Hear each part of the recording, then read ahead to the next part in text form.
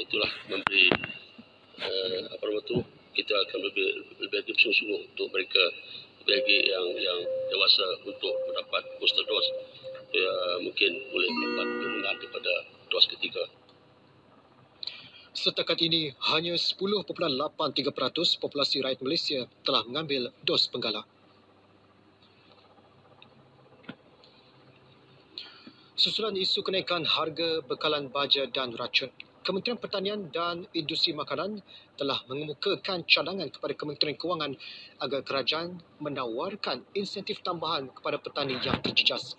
Jelas menterinya, Datuk Seri Dr. Ronald Kiandi, cadangan tersebut masih di peringkat penelitian dan pembincangan lanjut bersama Kementerian Kewangan. Ujarnya, Perdana Menteri Datuk Seri Ismail Sabri Yaakob juga telah mengumumkan beberapa langkah intervensi. Dana sebanyak 200 juta ringgit sebagai pinjaman agro makanan pada kadar faedah 4% dengan moratorium bayaran balik pinjaman selama 6 bulan yang akan disalurkan melalui Tekun dan Agrobank. Kedua, peruntukan tambahan sebanyak 62 juta ringgit melalui Pertubuhan Peladang Kebangsaan Nafas bagi subsidi dan insentif padi di bawah bajet 2022, di mana bantuan subsidi racun makhluk perosak untuk pesawat dinaikkan daripada RM200 sehektar semusim kepada RM300. Seramai 276,621 petani terkesan yang merangkumi tanaman buah, sayur, tanaman ladang, kelapa, bunga-bungaan, herba dan rempah ratus dengan keluasan tanaman 405,509 hektar. Manakala 356,000 pesawah padi sawah dengan keluasan tanaman seluas 608,000 hektar turut terkesan. Petani mengalami peningkatan kos input pertanian sebanyak 20% bagi kategori sayur daun dan 17% masing-masing bagi kategori sayur buah dan buah-buahan akibat peningkatan harga baja dan racun. Manakala pesawah padi mengalami peningkatan kos sebanyak 11.9% disebabkan peningkatan harga racun. Datuk Seri Dr. Ronald menjawab pertanyaan Wakil Baling Datuk Seri Abdul Aziz Abdul Rahim.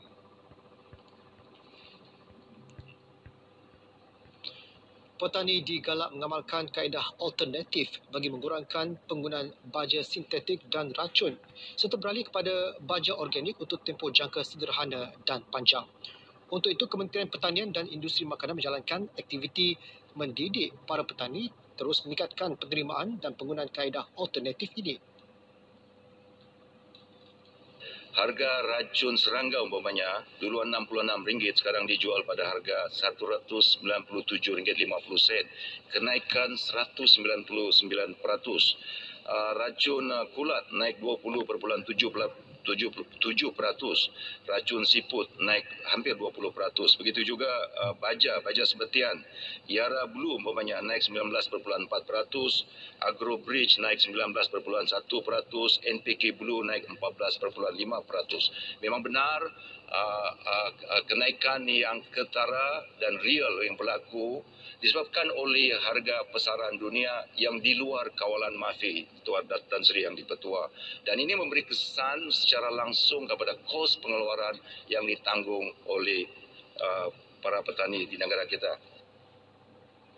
Inisiatif itu termasuk mengaplikasikan teknologi efektif mikroorganism yang dapat mengurangkan penggunaan baja atau bahan kimia. Memorandum Persefahaman MOU di antara Kerajaan Malaysia dan Indonesia mengenai penggajian pembantu rumah asing telah tamat pada tahun 2016. Buat masa ini, kerajaan masih berunding dengan Kerajaan Indonesia bagi mencapai kesepakatan untuk memeterai perjanjian baru. Namun, jelas Timbalan Menteri Sumber Manusia Datuk Awang Hashim, walaupun agensi pekerjaan swasta tidak dibenarkan membuat pengrekrutan pembantu rumah dari Indonesia, kerajaan tidak menghalang mana-mana agensi pekerjaan swasta membuat pengrekrutan dari negara sumber yang lain. Kerajaan menerusi Jabatan Tenaga Kerja mengeluarkan lesen kepada agensi pekerjaan swasta yang ingin menjalankan aktiviti merekrut pembantu rumah asing untuk bekerja di Malaysia. Sehingga 30 September 2021 terdapat sebanyak 773 agensi pekerjaan swasta yang aktif di bawah kategori B dan C. Berdasarkan data Jabatan Immigration Malaysia, ataupun gym sehingga 31 Oktober 2021 terdapat seramai 88,752 orang pembantu rumah asing sedang bekerja di negara ini. Beliau menjawab pertanyaan Wakil Seputih Teresa Kok Suh Sim.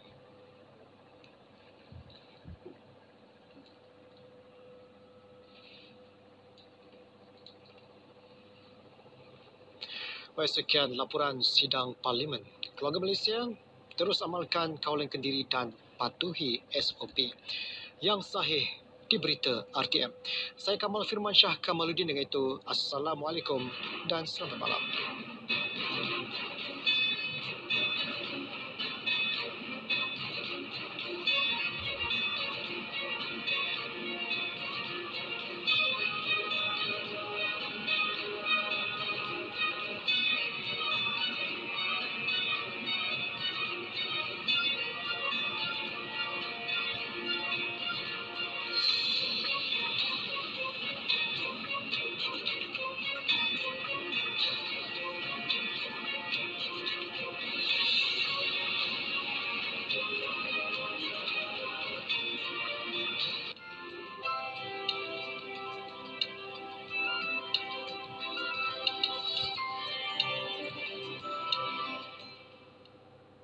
Puan Eri memulakan perniagaan dengan memasarkan produk tempatan berasaskan tuhau, iaitu sejenis tumbuhan herba yang digemari oleh etnik Sabah.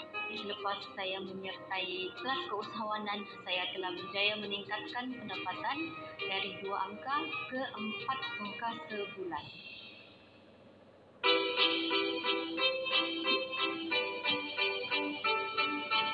Malam ini di TV1 Mewarnaimu, jom saksikan.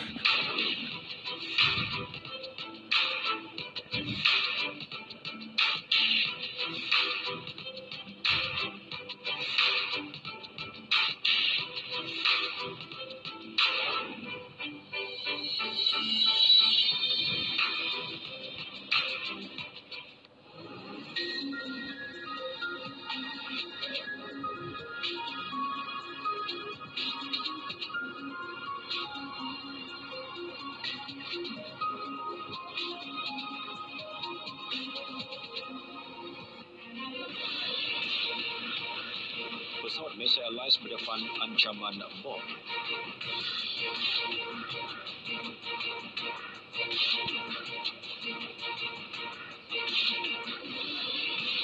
Angka kes varian Omicron meningkat di seluruh dunia.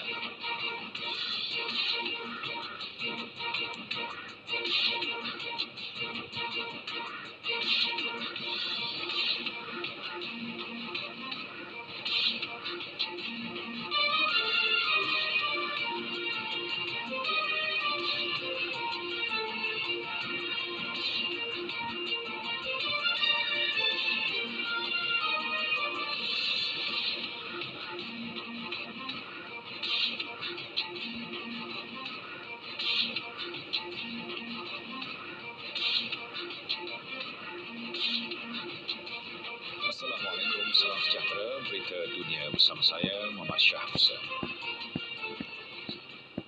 Sebuah pesawat milik Malaysia Airlines semalam membuat pendaratan kecemasan di lapangan terbang antarabangsa Hazrat Shah Jalal, Dhaka, Bangladesh kerana ancaman bom. Ancaman tersebut membabitkan penerbangan MH196. Memetik laporan New Age Bangladesh, pengarah eksekutif lapangan terbang berkenaan, Kapten AHM Tauhid Al-Husan berkata, pemeriksaan segera dan terperinci dilakukan sejurus pendaratan. Pemeriksaan ke atas kesemua penumpang dan pesawat dilakukan pasukan bomba, anggota pelbagai agensi, penguasaan undang-undang dan tentera udara Bangladesh. Walau bagaimanapun, tiada bom atau objek sepertinya ditemukan dan pihak berkuasa mengesahkan ancaman tersebut sebagai palsu. Berikutan kejadian itu, pasukan tentera tambahan dikerahkan memperketatkan lagi kawalan keselamatan di sekitar kawasan lapangan terbang. Jawatan Kuasa Pertubuhan Bangsa-Bangsa Bersatu PBB menangguhkan keputusan mengenai siapa yang akan mewakili Afghanistan dan Myanmar ke Badan Dunia yang dianggotai 143 negara itu. Keputusan penangguhan itu dibuat selepas mesyuarat tertutup Jawatan Kuasa Kelayakan Pimpinan Agung PBB. Mesyuarat tersebut dipengerusikan Duta Besar Sweden ke PBB, Anna Ennerström, dan ketetapan yang dibuat itu menyaksikan wakil Taliban